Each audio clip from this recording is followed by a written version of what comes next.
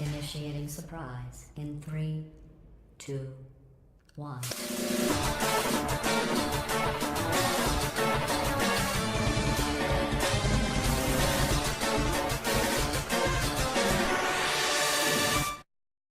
What's up guys, Kidpuzzle here, and I'm here to bring you the Pokemon X and Y Wi-Fi battle. This battle is going to be sped up because it was very long, so I'm just gonna jump right in. So I'm just gonna start off. I'm gonna go straight into my I'm gonna go straight into Cyclos, my Greninja. He's gonna go into the baby, the Reuniqueless, and I predicted a Thunderbolt, so I went straight for the spikes on his Reuniqueless, predicting a Thunderbolt from Reuniqueless. But he switched in, predicting the Dark Pulse, and he was completely wrong. Now I go for an Ice Beam. It does like 15% damage to his. Not much. He goes for a Stealth Rocks on the entry hazard, and I decide I don't really need him. I don't really need my Cyclos much anymore, but I go straight for the Dark Pulse, thinking it could do a little bit more damage, and it actually does. I was hoping for the flinch right here so I can get out of the Ice Beam or a Dark Pulse, but he goes straight for the Gyro Ball, and I'm left with 8% HP, and I'm going for another Dark Pulse or Ice Beam would not be wise, so I'm just gonna go for a little more of the entry hazards, so and just let my Greninja die. He's gonna go for the Gyro Ball, finishing off my Greninja after that last 95% Gyro Ball hit me pretty hard. I knew I wasn't gonna live another one for sure. Only 8 HP left in me, really. Anyway, Leftovers gonna bring him up, and I'm gonna go straight into the my Togekiss. I'm gonna go straight for the Air Slash, and he can't do anything because thanks to Serene Gray's boosted Air Slash with that 30% chance, I'm gonna get the secondary effects and get boost. So I'm gonna go for Air Slash because he's predicting that as my only attack, and Thunder Wave would be pointless. So I really don't want to take a Thunderbolt from the scene, so I switch straight into my Poison Toad. And this is one of the newer Pokemon I had during the period where I wasn't uploading any videos or doing many Wi-Fi battles. So he Thunderbolts my Poison Toad. It does like 45% damage, and he switches out, predicting a Spore. And I actually did do this. I actually did use Spore on him.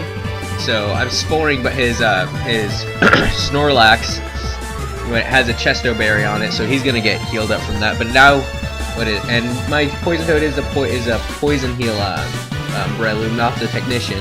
So I'm gonna go for Substitute because I know I'm just gonna heal myself right back up behind that Substitute and go straight for the Sky Uppercut on his Snorlax. And he's trying to he predicts I'm gonna Spore him again, so he goes for Sleep Talk. But he knows I'm not gonna go. He can't take another Sky Uppercut, so he's going to switch directly into his Reuniqueless, which is easily going to take this Sky Uppercut. And so, because his Snorlax is still awake and he really didn't switch out while it was or whatever, I'm actually going to go Spore because if Sleep Clause hasn't been violated. So now his Reuniqueless is Sleep, and I'm just chilling behind my Substitute. And I go chilling behind my Substitute, healing up, going for Seed Bomb, chipping away at his HP slowly but surely. And Poison Toad is doing work. Poison Toad is like one of the more successful Pokemon I've made in this time. So he's gonna go for Recover to gain a little bit more HP back, and I'm gonna go straight for the Spore. I'm like, bitch, go back to sleep. Go back to sleep. You're a baby, you should be sleeping right now. And so he's gonna be sleeping soundly, counting his little sheep. And I'm going to go straight for the Seed Bomb again, dealing a little bit more damage, and this is pretty much just going to repeat. Now, I love this kind of Breloom, even though Breloom's not really that bulky, so this Breloom is max HP, and the 56 attack and the rest in speed, so it's not exactly the fastest Breloom out there, but it's pretty good for it. So he switches into Dem Rocks, thinking, after I wipe out his Reuniqueless, and he thinks Dem Rocks is really going to do something with my Breloom. And he's like, "Oh, grass! It should wall the Spore." But I go straight for the Sky Uppercut, and that Poison Heal is going to let me heal back the damage I took from the Iron Barbs. Now he's going to switch directly into his Charizard, and I'm not going to let this thing stay on the field. I'm not going to let my Breloom take a Charizard attack, so I'm just going to let him destroy the Substitute. And I go straight for the Spore on the Charizard, so to let it sleep soundly. Because I pretty much kill everything I've been sleeping so far. So it's just directly into my Death Cannon. And my Death Cannon is going to take damage from the entry hazard, and he wakes up and he goes straight for the Dragon Dance. I don't know why he does this. My Death Cannon does have Dragon Pulse and is Assault Vested, so if he did a physical attack, he should have killed it. But I go straight for the Dragon Pulse and I finish off that Charizard, Mega Charizard X, and it's like nothing to me at this point.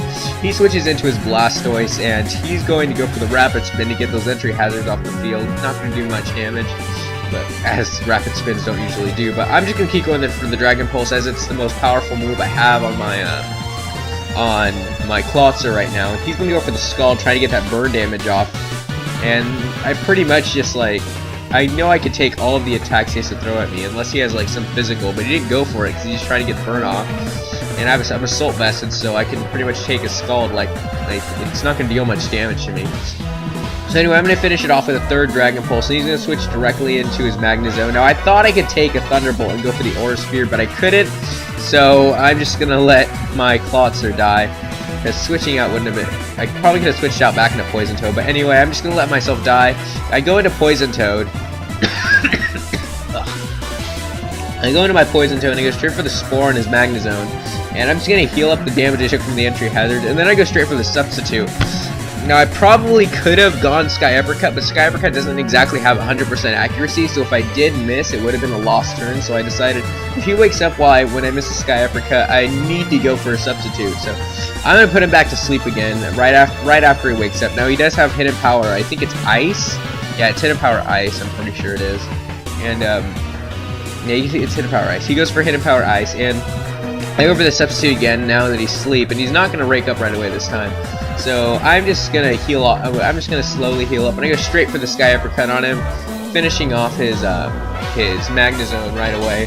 And at this point, I am at a giant advantage over him because this is his last Pokemon. Now with the entry hazards not up, he's not gonna take a lot of damage, but I go straight for the Sky Uppercut as I am behind the Substitute, and that's going to be the game.